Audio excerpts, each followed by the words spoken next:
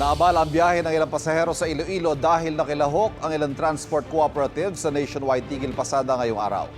Humihirit naman ang ilang tsuper na papaserong jeep na maibalik sa 55 pesos kada litro ang diesel. Live mula sa Iloilo City, may unang balita si Kim Salinas ng GMA Regional TV. Kim.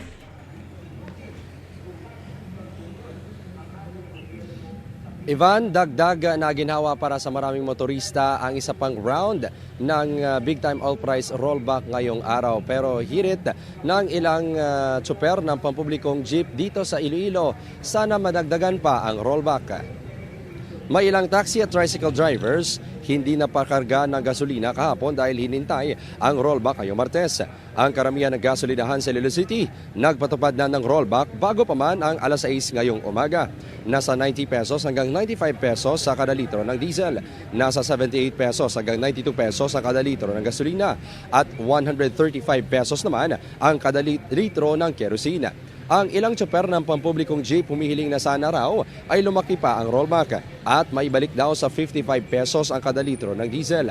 Anila, masakit pa rin daw sa bulsa at kulang pa raw ang rollback para makabawi sa lugi nitong mga nakaraang linggo dahil sa mataas na presyo ng petrolyo. May ilang drivers kasi na dati ay 500 pesos hanggang 700 pesos pa ang naiuwing kita. Ngayon, 100 pesos hanggang 200 pesos na lang daw. Ang 5,000 pesos na ayuda mula sa DSWD hindi pa rin naibibigay sa ilang tsuper sa Iloilo City. Paliwanag ng DSWD, wala pang utos mula sa Central Office. Samantala, naabala ang biyahe ng ilang pasahero sa probinsya ng Iloilo dahil nakibahagi ang ilang transport cooperative sa nationwide transport strike ngayong araw.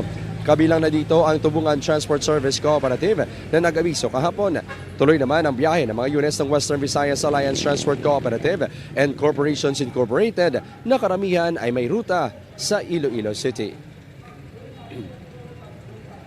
Hindi pa sapat yata kung mga ganon lang. Kasi pag ang pamasahe hindi naman tumataas eh. Biruin mo yung panggas namin abot ng 2004 sa dalawang balikan pa.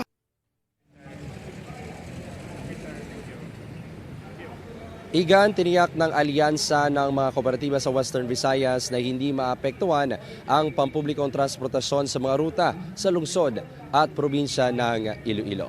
Ivan? Maraming salamat, Kim Salinas ng GMA Regional TV.